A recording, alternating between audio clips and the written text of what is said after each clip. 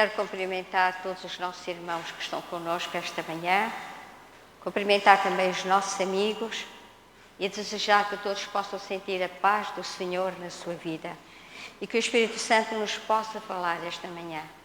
Lembro também todos aqueles que nos escutam, desejo para eles também que o Senhor possa orientar e dirigir a sua vida.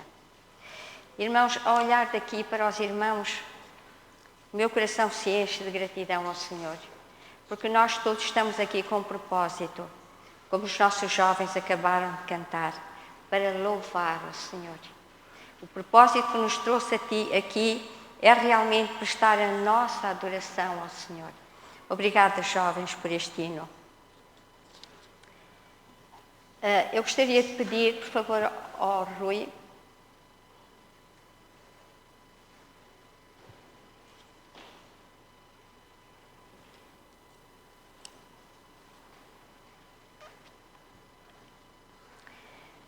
Conheço os homens e posso assegurar-lhes que Jesus Cristo não é um homem.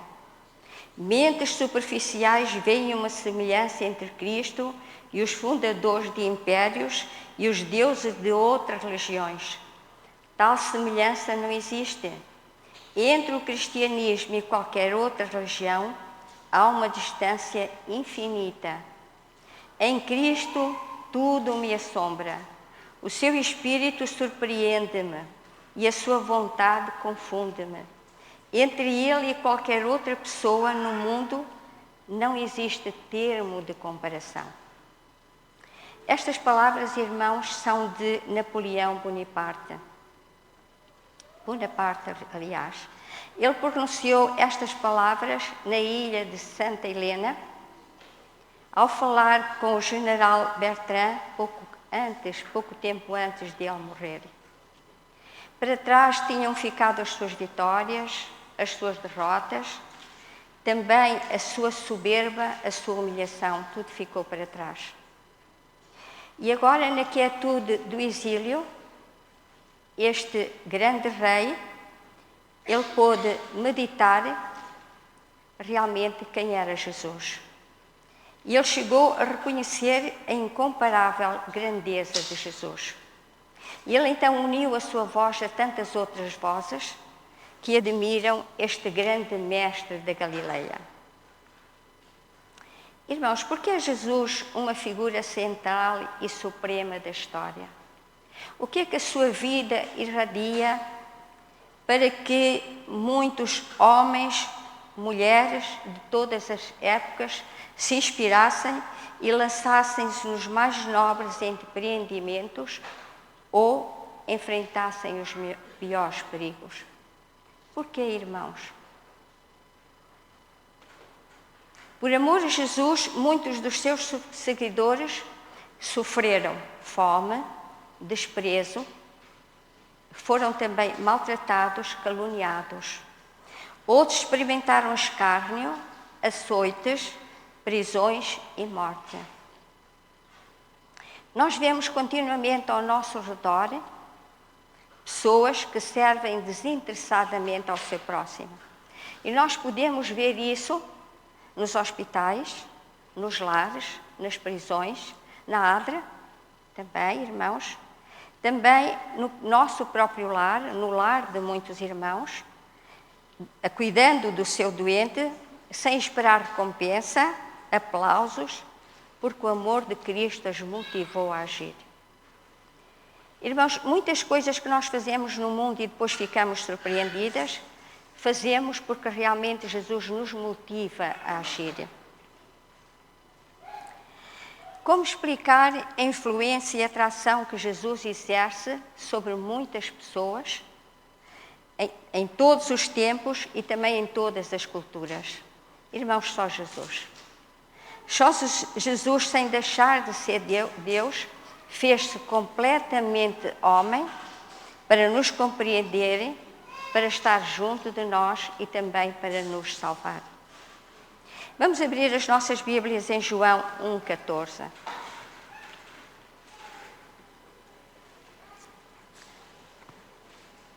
João 1,14.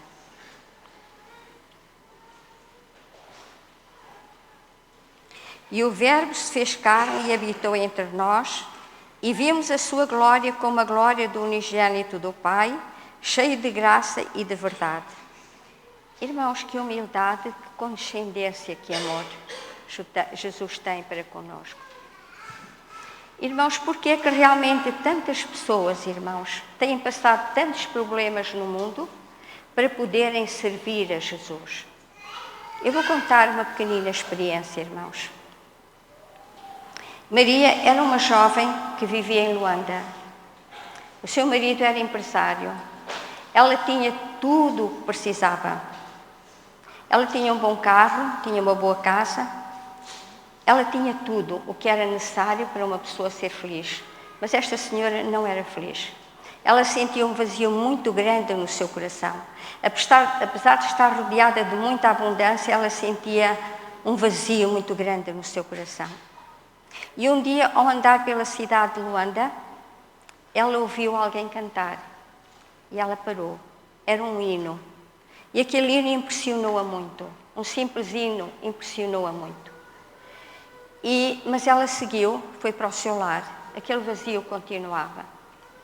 Passado algum tempo, ela passou pela mesma rua, as pessoas estavam a cantar, e ela não resistiu, ela entrou. Ela entrou, ouviu não só aquele hino, mas outros hinos, e aqueles hinos impressionaram o seu coração. Ela ouviu a pregação, ela quis conhecer Jesus, e então ela um dia transmitiu ao seu marido que ela estava a frequentar uma nova igreja, tinha conhecido Jesus, ele tinha preenchido toda a sua vida e ela agora sentia-se feliz e ela queria seguir esse Jesus. E o marido disse-lhe, olha, é assim, só tens 2 caminhos. Ou ficas em casa como sempre foste, ou segues a Jesus e vais-te embora. Dou-te alguns dias para tu decidires. Ao fim deste dia, eu vou tomar a decisão, se tu não a tomares. E tomou mesmo, irmão. Esta senhora foi para a rua. Ela era uma jovem senhora, ela foi para a rua. Esta senhora foi para a minha cidade, de Lubito, onde eu vivia, para a nossa igreja. Quando ela chegou lá, ela chegou sem nada. Ela tinha 2 irmãs no Lubito. Essas 2 irmãs, porque ela mudou de religião, não a aceitaram. Então ela refugiou-se na igreja. A igreja prestou-lhe todo o auxílio. A igreja deu-lhe todo o carinho e ela sentia-se muito feliz no nosso mundo. Mas a vida daquela senhora nunca mais foi uma vida de abundância. Ela dependia praticamente dos outros e do seu pequenino trabalho que ela fazia. Mas, irmãos, se nós falássemos com aquela senhora, ela sentia-se tão feliz em poder servir ao Senhor. A igreja depois arranjou-lhe uns quartinhos para ela viver. Eu fui muitas vezes a esses quartinhos estar com ela e fazer o pôr-do-sol com ela. E nós víamos que ela era feliz. Ela preparava a sua refeição à sexta-feira para sábado. Uma refeição simples, mas ela realmente estava a adorar o seu Deus. O Deus que ela conheceu e que preencheu toda a sua vida. Irmãos, esta senhora deixou atrás de si um perfume que eu ainda hoje posso sentir, irmãos. O seu exemplo, a sua fidelidade ao Senhor, apesar de ela passar muitas carências, ela nunca se lamentou. Ela sentia-se feliz por adorar ao Senhor. E ela sabia que um dia Deus lhe ia dar tudo em dobro daquilo que o mundo lhe tinha tirado. E ela sentia-se feliz por isso, irmãos. Como é que viveu Jesus, irmãos? Jesus diz que viveu para servir os outros. Jesus viveu para suprir as necessidades dos sofredores e também dos pobres.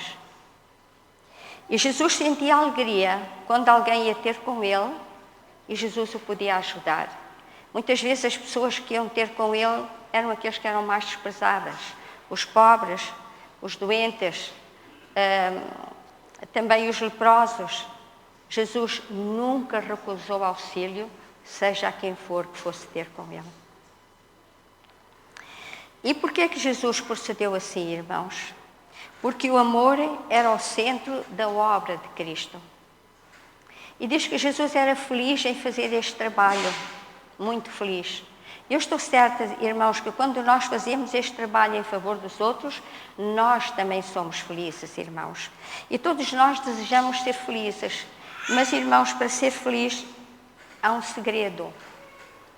E Alberto Schweitzer, penso que é assim o nome, Prémio Nobel da Paz de 1952, ele foi fundador e diretor do Hospital de Lamparene, no Japão, e ele diz o seguinte: uma coisa eu sei, diz ele, os únicos de vós que serão realmente felizes serão os que buscarem e encontrarem uma maneira de servir. Portanto, irmãos, para ser feliz, há um segredo. É por nós trabalharmos em favor dos outros. Irmãos, a vida de Jesus não se limitou só a pregar e ensinar, não. O seu ministério também fazia parte da cura.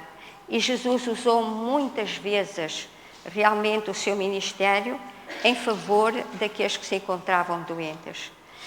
E um desses atos foi a cura de uma mulher que há 12 anos ela sofria de uma enfermidade e essa enfermidade tornou a sua vida um fardo. Ela era infeliz, um fardo. E nós encontramos a história desta senhora em Marcos 5, 25 a 23. Eu gostaria que os irmãos lessem. Mas, irmãos, eu achei muito interessante, porque esta história deve ter impressionado tanto os discípulos que os 13 evangelhos relatam a mesma história. E vamos ver então esta história em Marcos 5, capítulo 5.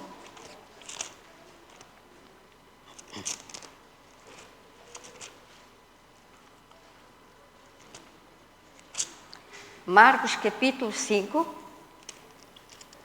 25 a 34.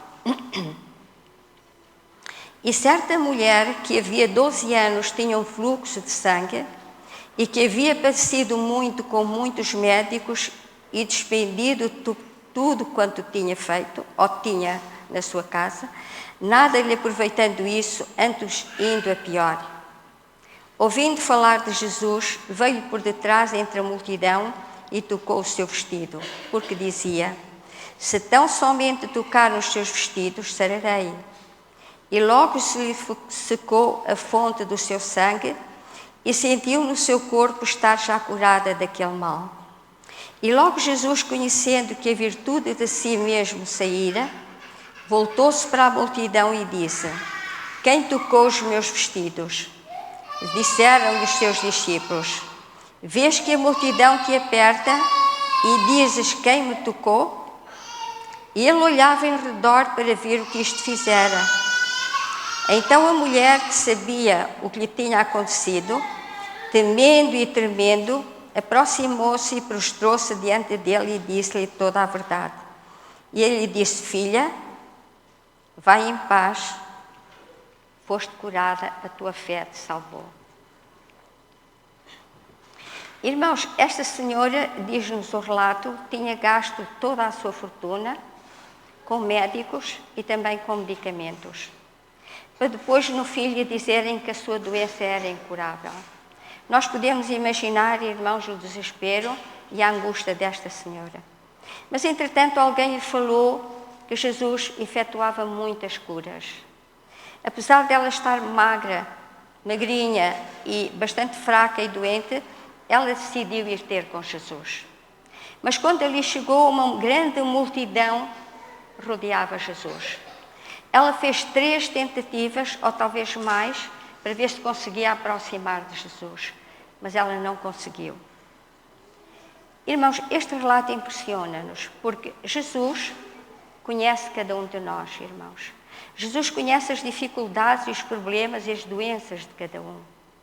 Então Jesus teve uma atitude tão linda, porque Ele é o nosso Deus, porque Ele nos ama. Ele diz que abriu caminho entre a multidão e chegou perto de onde ela se encontrava.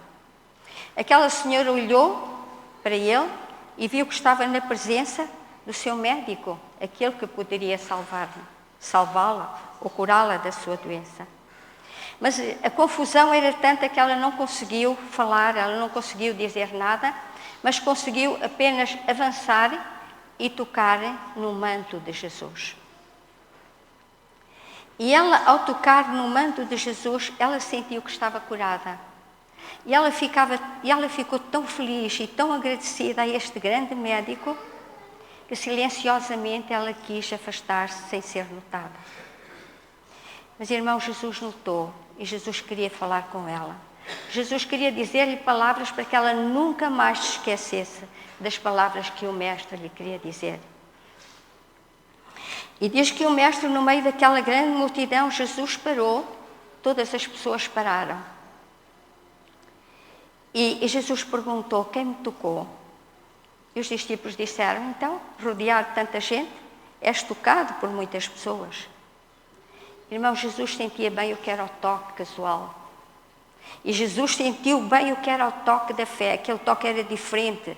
Era o toque de alguém que acreditava nele e acreditava que ele podia curá-la.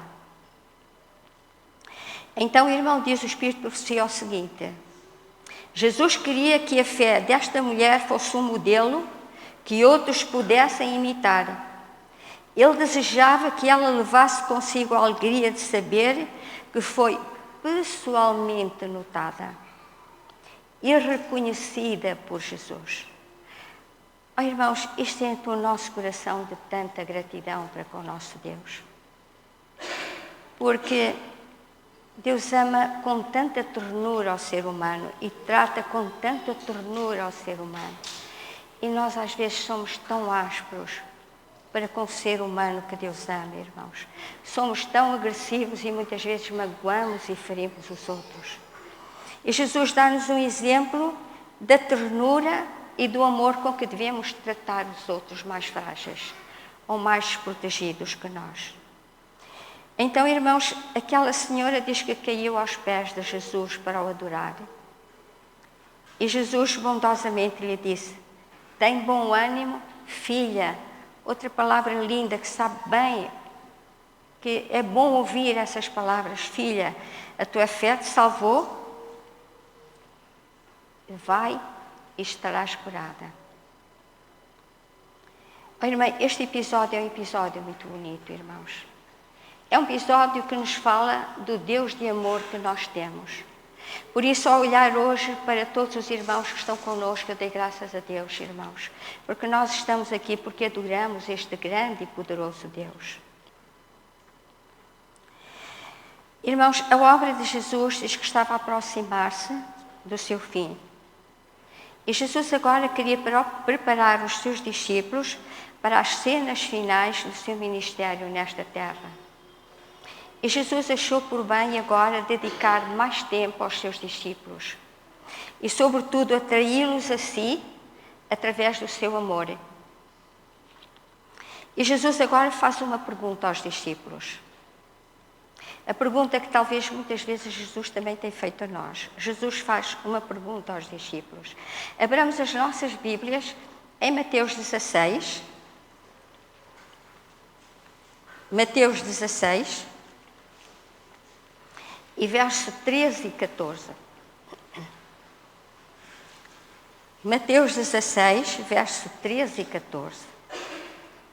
E chegando Jesus às portas de Cesareia de Filipe, interrogou os seus discípulos, dizendo: quem diz os homens ser o Filho do Homem? E eles disseram: uns João Batista, outros Elias, e outros Jeremias, e um dos profetas. Irmão, Jesus já há muito tempo que estava com eles. Como é possível aquelas pessoas não reconhecerem em Jesus o Messias prometido que fala todo o Velho Testamento? Como é possível verem os sinais de Jesus, as maravilhas que eles fazerem? Eles acharam que Jesus era um dos profetas que tivesse ressuscitado e não o aceitarem como Jesus. Jesus sabia bem aquilo que eles pensavam dele. Sabiam que eles não o aceitavam como Filho de Deus, também não o aceitavam como Messias.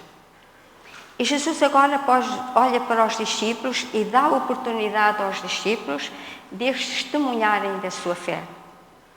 E faz uma pergunta: e vós, quem dizeis que eu sou?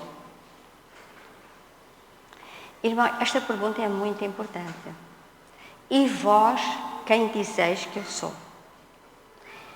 E Pedro, como porta-voz do grupo, respondeu: Tu és o Cristo, o Filho do Deus vivo. Oh, irmãos, que consolo foi para Cristo estas palavras. Aquele punhado de homens reconhecer que Ele era o Messias, que Ele era o Cristo, que Ele era o Filho de Deus, que Ele era Deus. E vamos ver em Mateus 16, 17, o que é que Jesus disse às palavras de Pedro, de que Ele era o Cristo, o Filho de Deus. E respondendo, Jesus disse-lhes: Bem-aventurado és tu, Simão Barjonas, porque te não revelou a carne e o sangue, mas meu Pai que está no céu.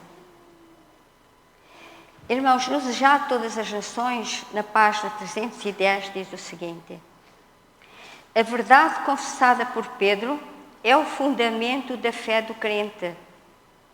É aquilo que o próprio Cristo declarou ser a vida eterna. E agora Jesus diz: bem-aventurado és tu. Oh, irmãos, bem-aventurados somos nós quando nós acreditamos que Jesus é divino.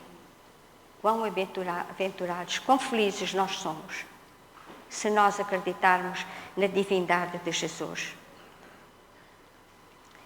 Agora, irmãos, Jesus sabia que os discípulos estavam preparados para ouvir aquilo que o Senhor pretendia dizer-lhes. Então Jesus novamente os atraiu a si e disse-lhe: olha, eu vou ser preso, eu vou ser condenado, eu vou ser maltratado e vou ser morto. Irmãos, acham que os discípulos estavam preparados para ouvir isto? Não estavam, irmãos. Diz-nos que os discípulos ainda não estavam preparados para compreender a missão do Mestre. Embora Jesus lhe tenha falado muitas vezes, eles ainda não estavam preparados. Sabem porquê, irmãos? Porque a sua mente estava direcionada noutro sítio. Porque eles ainda acalentavam o desejo que Jesus fosse rei. E como ainda na sua mente havia a vontade ou o desejo de que Jesus fosse coroado rei, tudo aquilo que Jesus dizia passou ao largo. Eles não deram atenção. Mas, irmãos, naquela noite, quando Jesus foi preso, foi amarrado e maltratado, eles não queriam acreditar naquilo que estavam a ver. Eles achavam que aquilo era impossível estar a acontecer. O seu mestre ser preso, amarrado e ser maltratado. E o que é que aconteceu, irmãos? Porque eles não se prepararam, todos fugiram. Ninguém ficou junto de Jesus, todos fugiram. Então, irmãos, Pedro negou, João acompanhou de longe, não se quis comprometer com Jesus. E talvez os outros discípulos também não se quiseram comprometer, ficaram de longe. E quando eles viram Jesus na cruz, as suas esperanças chegaram ao fim. Quanto sofrimento isto lhe causou, irmãos. Grande sofrimento que causou aos discípulos. Jesus avisou-os de tudo o que ia acontecer, mas eles não se prepararam, irmãos. E foi uma dura lição para eles, uma dura lição. Mas, meus irmãos, apesar desta lição ser bastante dura, ele ter causado muito sofrimento, eles também aprenderam uma grande lição. E que a Igreja possa aprender também esta grande lição, irmãos. Mas eles aprenderam esta grande lição. E vamos abrir as nossas Bíblias em Lucas, no capítulo 24.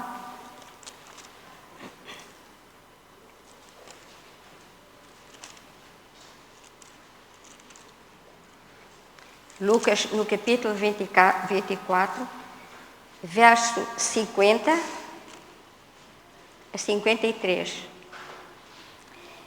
E levou Jesus fora até Betânia e levantando as suas mãos os abençoou.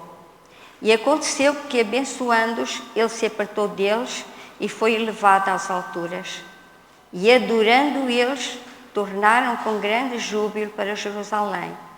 E estavam sempre no templo, louvando e bendizendo ao Senhor. Irmãos, a lição foi dura, mas eles aprenderam-na. E dos 11 discípulos, irmãos, nenhum se perdeu. Todos eles foram fiéis até ao fim da sua vida e da sua morte como martírio. Irmãos, assim como Deus avisou os discípulos, Jesus está a avisar-nos, irmãos. E oxalá que nós possamos aprender a lição que os discípulos aprenderam, irmãos. Eles não se prepararam e sofreram muito. E nós podermos também não estar preparados e perder-nos para a eternidade, irmãos. Jesus avisou os discípulos, Jesus avisou também, irmãos. Avisou-nos a nós. Os avisos estão na Bíblia, irmãos. Deus avisou-nos. Acreditamos nós, irmãos? Estamos nós preparados para aquilo que vai acontecer? Irmãos, é sério, é muito solene, irmãos. Estamos nós preparados para aquilo que vai acontecer? As lições da escola sabatina estão a chamar a nossa atenção. Os alertas são constantes no mundo, irmãos. O que estamos a fazer, irmãos? Estamos realmente a preparar-nos para os acontecimentos? Ou vai acontecer como os discípulos, nós vamos fugir quando formos realmente convocados ou pressionados a testemunharmos da nossa fé e do Deus a quem nós servimos e amamos?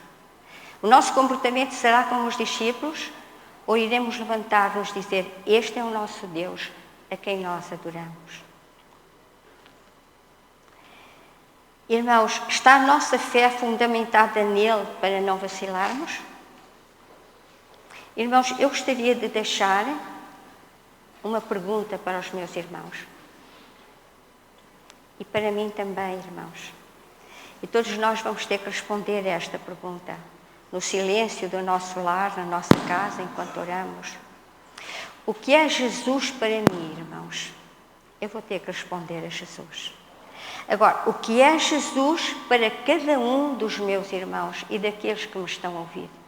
O que é Jesus para nós, irmãos? É solene a nossa resposta, mas nós vamos ter que a dar, irmãos. E a nossa vitória, não esqueçamos, irmãos, a nossa vitória depende da nossa união com Cristo. Que nós possamos meditar o que é Jesus para mim.